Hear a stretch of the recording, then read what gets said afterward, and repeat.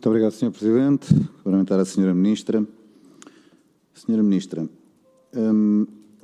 viemos para esta audição com uma percepção que a Sra. Ministra, no dia 26 de abril, tinha sido colocada pelo Sr. Ministro João Galamba no meio de um furacão que não teria muita responsabilidade. Mas depois da sua primeira intervenção, parece que a Sra. Ministra não só quis mesmo entrar dentro do furacão, como se amarrou dentro desse furacão. A sua primeira intervenção não respeitou aquilo que é a relação entre órgãos de soberania. A forma como teceu algumas considerações é bastante preocupante para quem de facto quer zelar pelo Estado de Direito e pelo regular funcionamento das instituições. A sua instituição é que não serve abril. Nós estamos aqui para defender as instituições, estamos aqui para defender o Estado de Direito e estamos aqui para clarificar o que é que se passou naquele dia de abril. Abril, se é chamado para estas audições, é por causa daquilo que aconteceu no dia 26 de abril. Falar sobre outro abril, o abril que a todos nos deve unir, não devia ter sido tema trazido aqui pela Sra. Ministra para esta audição. Porque demonstra, se calhar, que não está muito confortável com aquilo que aconteceu no dia 26 de abril. E falou em rigor e elevação, é isso que nós exigimos. Rigor e elevação.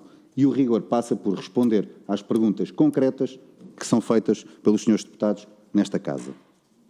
Portanto, Sra. Ministra, já disse que o Ministro João Galamba lhe ligou cerca das 23 horas.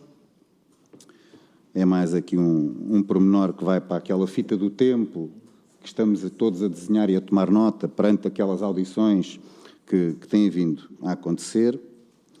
A Sra. Ministra diz que a conversa foi apenas sobre a Polícia Judiciária, ou esse foi o fim da conversa.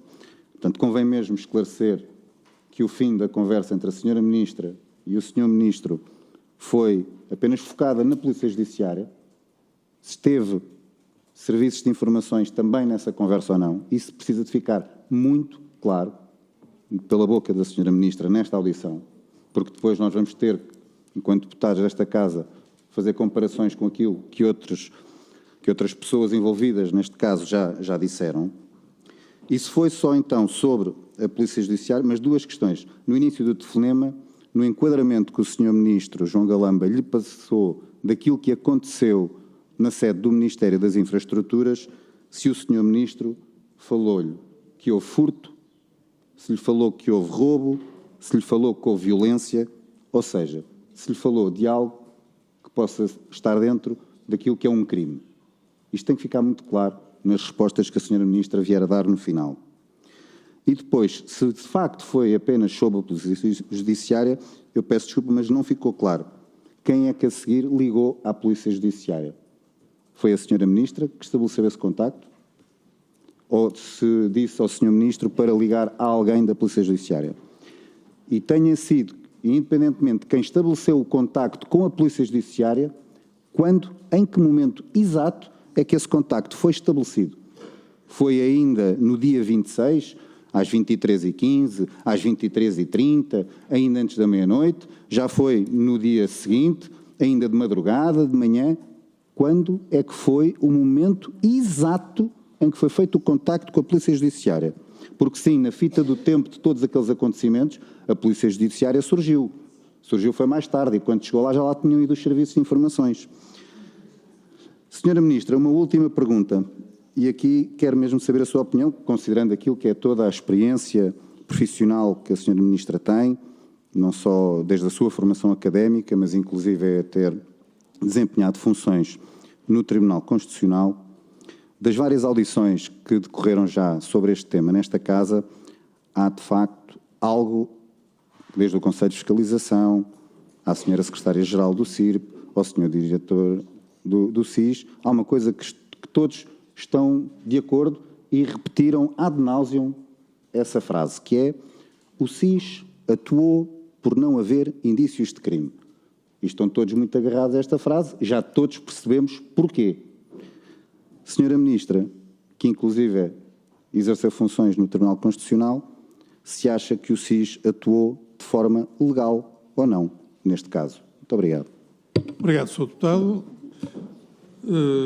Sra. Ministra, o Sr. Deputado Rodrigo Saraiva perguntou-lhe ainda a que horas é que foi feito este contacto com a Polícia Judiciária. Sim, muito obrigada, Sr. Presidente, com certeza. Relativamente às horas, eu fiz o telefonema logo de seguida, portanto, eu agarrei no telefone, falei com o Sr.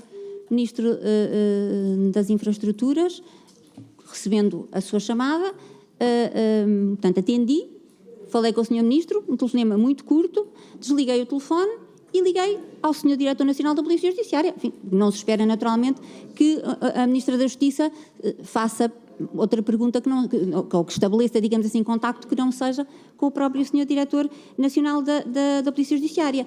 Não fui informada, nem tinha de ser, sobre diligências, ninguém me pediu conselho, não tinha de ser sobre outro tipo de diligências. Muito obrigado, Sra. Ministra.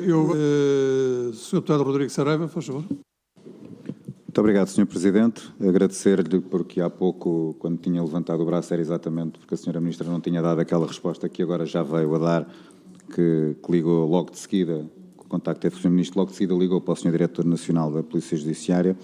E, Sr. Presidente, se me permite, porque eu penso que é bastante importante para todos e para o país, termos, para clarificar de uma vez por todas aquilo que aconteceu, se a Sra. Ministra poderia ser o mais fiel possível, pudesse partilhar connosco aquilo que foi esse contacto com o Sr. Diretor Nacional da Polícia Judiciária, porque ele pode ter sido meramente informativo, pode ter sido mais objetivo, portanto, quanto possível, quanto mais fielmente, é bastante importante para todos nós e para o país, possa dizer qual foi o conteúdo desse contacto com o Sr. Diretor Nacional da Polícia Judiciária. Muito obrigado. Obrigado, Sr. Deputado. Muito obrigada, Sr. Presidente. Bom, então, recapitulando. O Sr. Ministro das Infraestruturas telefonou-me ao final da noite e num telefonema muito curto, que durou 2 minutos, disse que pretendia falar com a Polícia Judiciária para alertar. De seguida, e portanto quando termina este telefonema de 2 minutos, desligámos a chamada e eu entrei em contacto apenas e só com o Sr. Diretor Nacional da Polícia Judiciária, a quem disse que o Sr. Ministro das Infraestruturas queria reportar uma situação que teria sucedido no seu Ministério e que para isso se me tinha dirigido para que eu pudesse estabelecer este contacto. E, portanto, eu assim fiz. Portanto, fui eu que falei com o Sr. Diretor Nacional. O Sr. Diretor Nacional, na sequência disto, falou com o Sr. Ministro das Infraestruturas, que lhe terá exposto o caso. E isto foi, enfim, o meu telefonema ao Sr. Diretor Nacional foi absolutamente sequencial. O telefonema durou 2 minutos com o Sr. Ministro e eu falei de seguida com o Sr. Diretor Nacional da Polícia Judiciária, que terá entrado em contacto com o Sr. Ministro das Infraestruturas para que ele lhe reportasse aquilo que entendia dever ser reportado. E, portanto, nada mais do que isto. Nada mais do que isto. Não sei, também foi essa pergunta, também foi feita essa pergunta, não sei quem é que contactou o SIS, não sei quem é que contactou o SIS, também me foi feita essa pergunta. Sei uma coisa, que é, não sendo competência minha, não faria sentido e, portanto, naturalmente isso não aconteceu. A Polícia Judiciária seguiu os procedimentos, isto é, eu não sei depois qual foi o teor da conversa que ocorreu entre quem alertou a Polícia Judiciária ou quem fez o alerta mais detalhado e o Sr. Diretor Nacional da Polícia Judiciária, portanto, o Sr. Ministro terá reportado ao Sr. Diretor Nacional da Polícia Judiciária aquilo que terá entendido, bom, e a Polícia Judiciária terá seguido, estou certa, os procedimentos que são habituais. E, portanto, aquilo que acontece depois é, no fundo, na esfera da Polícia Judiciária, e eu volto a dizer, a Ministra da Justiça não sabe, não pode, não tem e não deve, não pode saber o que se passa depois em termos de procedimentos da Polícia Judiciária. Isso é uma questão que respeita à investigação criminal, é uma questão que respeita ao Ministério Público, que é quem, sob essa ótica, fiscaliza e, enfim, e assume, digamos assim, depois a direção no caso da investigação. E, portanto, a função da Ministra da Justiça é, como digo, fornecer meios à Polícia Judiciária.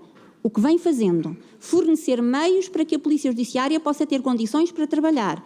O que vem acontecendo não pode, a partir daí, ter mais qualquer intervenção. E, portanto, Sr. Presidente, penso que esclareci todas as dúvidas dos senhores deputados. Senhora Ministra da Justiça, muito obrigado pelas suas respostas.